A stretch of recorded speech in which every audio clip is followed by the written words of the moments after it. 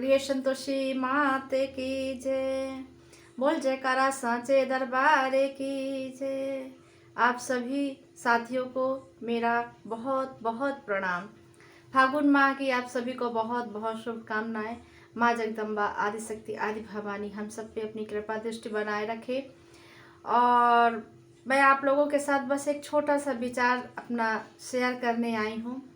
बहुत दिनों के बाद मैंने ये वीडियो आपके साथ बनाया बैठ के, जिसमें बातें हो रही हैं हमारी और आपकी।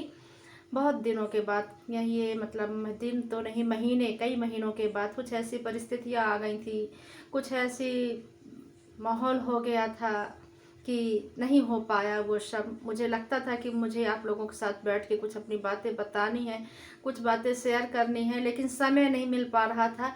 और आज मुझे थोड़ा सा अच्छा लगा और मैंने ये सोचा कि मैं आप लोगों के साथ अपनी बातें शेयर करूं। देखिए, सबसे पहली बात तो मैं ये कहना चाहूँगी कि बहुत लोग कहते हैं भगवान नहीं होता, परमात्मा नहीं होता है। मैं इस चीज़ को नहीं मान सकती कि परमात्मा नहीं होता है। जब आप बहुत सारे कष्टों से घिरे हुए होते हैं और उस समय जब कोई आपकी आत्मा में ऐसी आवाज़ आती है कि नहीं, तो धीरज धर, तो धीरज धर, तेरे सारे कार्य पूर्ण होंगे। तो अपने सत्य की राह पे चल, अपनी मर्यादा में बनी रह, तेरा सारा कार्य सफल हो जाएगा, सिद्ध हो जाएगा। तो ये समझ जाइए कि वो आप नहीं कह रहे हैं अपने आप से, वो आपकी आत्मा में जो परमात्मा बैठता है वो कह रहा है। वरना ऐसे तो कभी भी विचार हमेशा नहीं आते मन में, लेकिन जब कोई कष्ट के समय ऐसा विचार मन में आता है तो ये समझ जाइए कि परमात्मा। बहुत लोग कहते हैं ना कि जो भगवान को नहीं मानते वो भी कह देते हैं कि आत्मा में परमात्मा होता है। बड़े बुजुर्गों के मुँह से आदमी सुनते आ रहा है कि आत्मा में परमात्मा होता है। आत्मा ही सबसे मतलब सत्य चीज है। जो आत्मा, शरीर तो चला जाता है, आत्मा रहती है ना, ऐसा कहते हैं ना, आत्मा रहती है। तो आत्मा कैसे रहती है? जब परमात्मा चाहता है तो आत्मा रहती है। तो उस आत्मा से जब ये हमारे लिए पुकार आए कि सब ठीक हो जाएगा, समय का इंतजार करो, तो ये समझ जाइए कि वहीं पे भगवान है, वहीं पे ईश्वर है। वो विश्वास जो हमारा बोल रहा है वो आदि शक्ति के ही माध्यम से बोल रहा है। तो मैं निवेदन करना चाहूँगी कि आप सभी कोई पर भगवान के पास अवश्य बैठा करें, चाहे वो आपकी संतोषी माता हो या दुर्गा जी हो, भोले बाबा हो, बांके बिहारी हो, श्री राम जी, हनुमान जी महाराज, जिसको भी आप चाहते हैं, मानते हैं, जिनके प्रति आपके मन में श्रद्धा है, तो आप 5 मिनट उनके पास सुकून से बैठा करिए। आरती बंदन के लिए मैं नहीं बोल रही कि आरती करिए तो बैठना हो गया या पाठ करिए तो बैठना हो गया। सब कुछ करने के बाद 5 मिनट उनके पास बैठिए। ऐसा समझ लीजिए कि हमको माता के साथ में दरबार करनी है ना। तो 5 मिनट का समय, 5 मिनट ना हो तो 2 मिनट का समय, 2 मिनट ना हो तो 2 सेकंड ही सही, एक बार अपने आत्मा को और भगवान की आत्मा से जोड़ के और वहाँ पे आराम से एकदम शांति से उनका ध्यान करते हुए बैठिए। आप देखेंगे कि आपको एक अलौकिक तेज, अलौकिक शक्ति आपको अपनी तरफ आती हुई दिखेगी। मैं ये मतलब मेरा अनुभव है ये, और ये अनुभव आपको अवश्य होगा। आप ऐसा करके देखिए, कुछ दिन करके देखिए, 15 दिन करके देखिए, 16वें दिन आपकी आदत पड़ जाएगी। महीने भर करके देखिए, उसके बाद आपकी आदत पड़ जाएगी।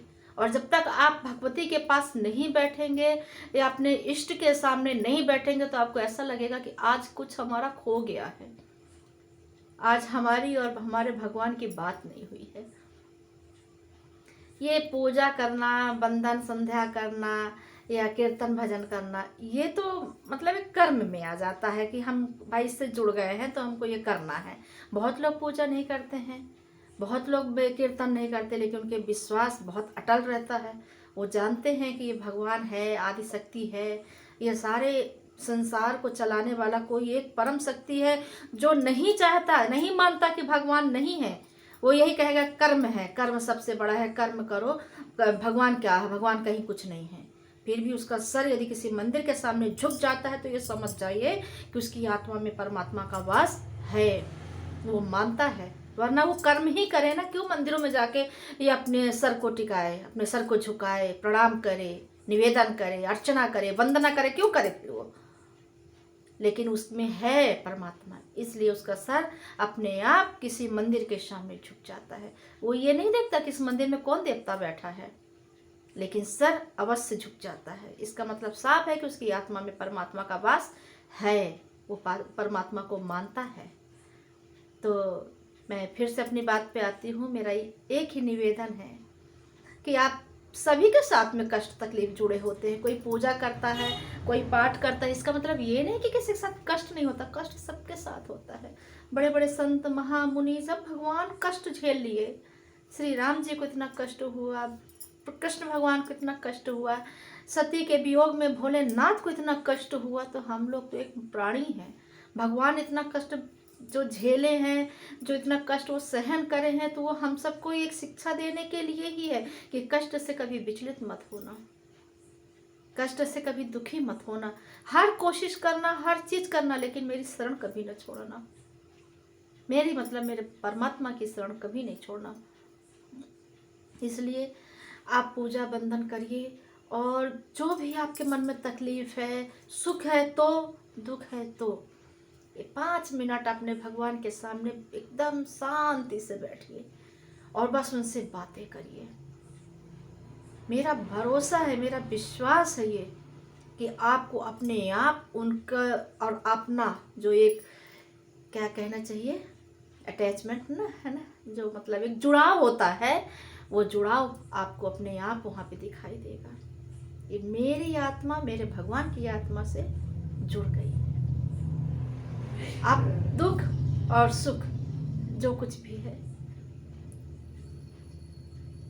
उसका है, उसकी मर्जी है। अब सौंप दिया इस जीवन का सब भार तुम्हारे हाथों में, जीत तुम्हारे हाथों में और हार तुम्हारे हाथों में।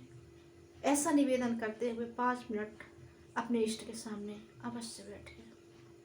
इसी के साथ मैं अपना वीडियो बंद करती हूँ। यदि आप लोगों को मेरा वीडियो अच्छा लगता है या मेरी बातें थोड़ा सा भी कहीं भी ऐसा लगा कि सच्चाई है, तो प्लीज़ मेरे चैनल को सब्सक्राइब करें, शेयर करें, कमेंट में जय माता दी अवश्य लिखें। मैं कोई कमेंट में ये नहीं बोलती कि आप वाहवाही कहिए, अच्छा कहिए, कुछ कहिए, बस सच्चे मन से जय माता दी कहिएगा।